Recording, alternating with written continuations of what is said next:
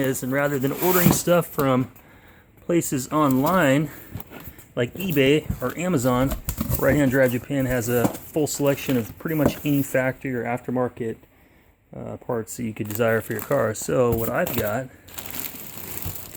kind of helps spruce up the car a little bit. I ordered myself a set of Nismo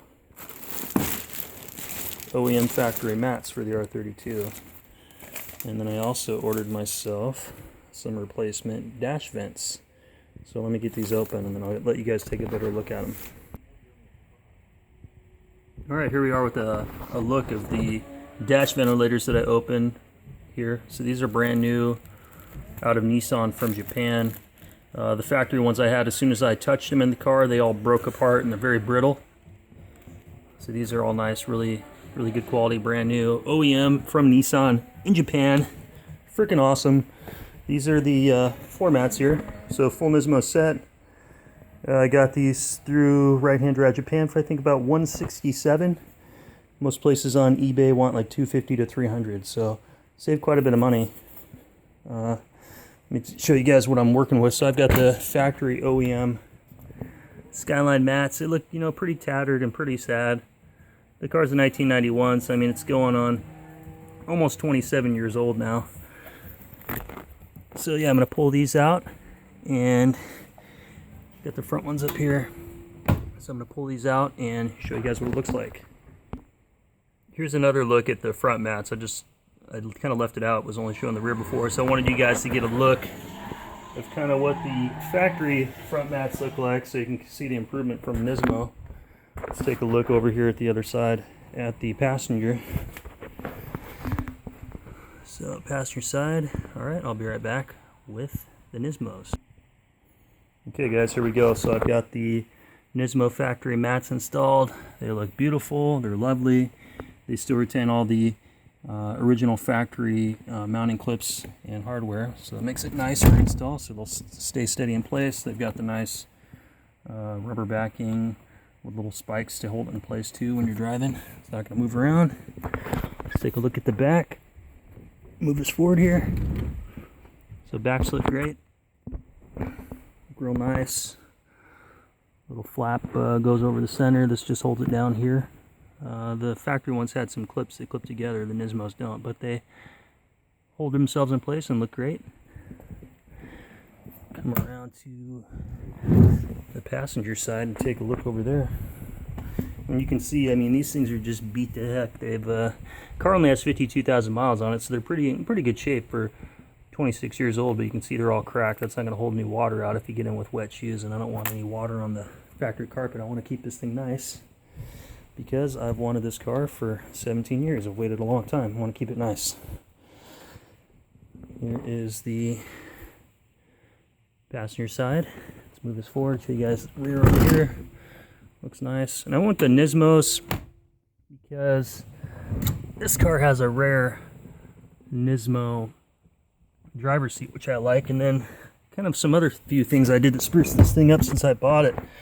The factory boot here was vinyl, and it was all tattered and just real dried out. Looks like crap. It was all cracked and just really didn't make the car look nice. So I was thinking of ordering a factory one from Right Hand Drive Japan. They're like $100 to get vinyl. So I went on eBay and ordered this. This actually came from the UK as a kit, and it came with the leather boot here for the shift knob as well as the e-brake handle. And I got these for $19.99, $10 for shipping, so $30. They fit just like factory. They're all hand stitched. They're absolutely beautiful. I'd recommend those. Nismo discontinued the leather shift knob, as most of you guys know if you've been trying to find one. I had one of my 300ZX twin turbo. They don't make it anymore. Ordered this guy from eBay. It's out of Lithuania. It's full leather, all hand stitched. Absolutely beautiful. It was like $45 with free shipping. So that's a few things here. Replace the factory deck. The stereos that come out of Japan don't work with the American tuning. Their frequencies are from like 66.5 to 88.5, so I couldn't get any radio stations. So I installed this double din deck, factory heating and cooling system. All the controls are usually mounted in the center. Had to move that up top. to fit this in the center. Work pretty simple. Other than that, got a few gauges and stuff here. These are Omari gauges that came in the car. So they sense oil temperature, oil pressure. I've got a boost gauge from Apexi up here. I've got a water temperature gauge. Other than that, the car's got Nismo gauges in it. Go up to 320 kilometers. Car has just over 86,000 kilometers on it, which is about 52,000 miles. It's in beautiful shape. Has aftermarket steering wheel, which it feels good. I still want to find a factory Nissan R32 GTR steering wheel just because I like the look. I want it to remain factory. Any questions or any comments, leave them down below. I'll try to get back to you. I'm still kind of new at this. I just want to share the info I have for the other people around town so they can kind of use what I've done and maybe add more to it so we can all help each other out. But these are the factory vents. As you can see, they're all broken. As soon as I touched this one, it broke and fell apart. Same thing over here. So I'll get those installed. Be right back. Okay, so I went ahead and took the other factory dash vents out, which were really brittle. As soon as I put any pressure on them, they pretty much just all completely broke apart. A couple of things to look for when you're pulling the old ones out. You've got these mounting points up top, these little clips here. These create the force to hold them in. So just be mindful of that when you pull them out, and just kind of push down on the hardware and pull it out. And then same thing when you put it back in, just push it in, it'll click in. I'm going to take this time, I got my toothbrush and some water. I'm going to clean these vents up. As you can see, they're real dusty inside. And get all that other stuff out of there. Get it all scrubbed up. Fresh air coming in. Alright, back again. Got everything all cleaned up inside there. Got all the dust wiped out, all the broken parts of brittle plastic that were all stuck in there. Got everything all cleaned up around there. Good opportunity to get all the dust out. That way when I'm running my AC, at least I won't be getting a bunch of funky old Japanese dust. As far as putting these in, just slips right in. Actually, yes.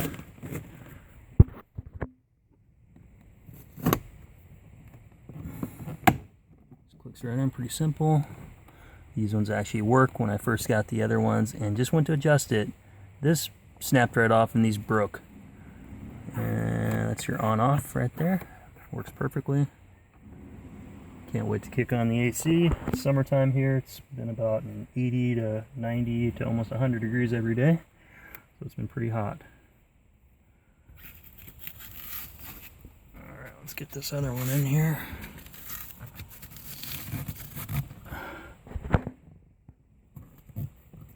Sorry for the bad camera. I'm just using my Galaxy S5. I'm not using a camcorder. So I'm just working with one hand here, so bear with me. So those are all clicked in, pretty simple.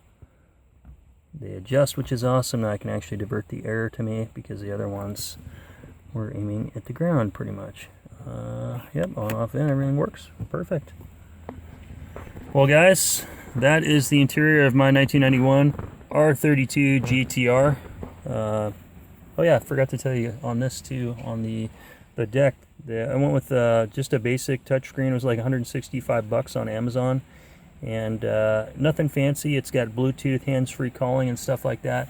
I ran the Bluetooth headset up and around the pillar there, and it just sits right there on the dash, so I can talk with the hands-free. That way I don't have to worry about getting pulled over for something stupid in my GTR besides speeding. So anyway guys, that's the interior of my R32 GTR. Thanks for watching. I'll be back with more videos.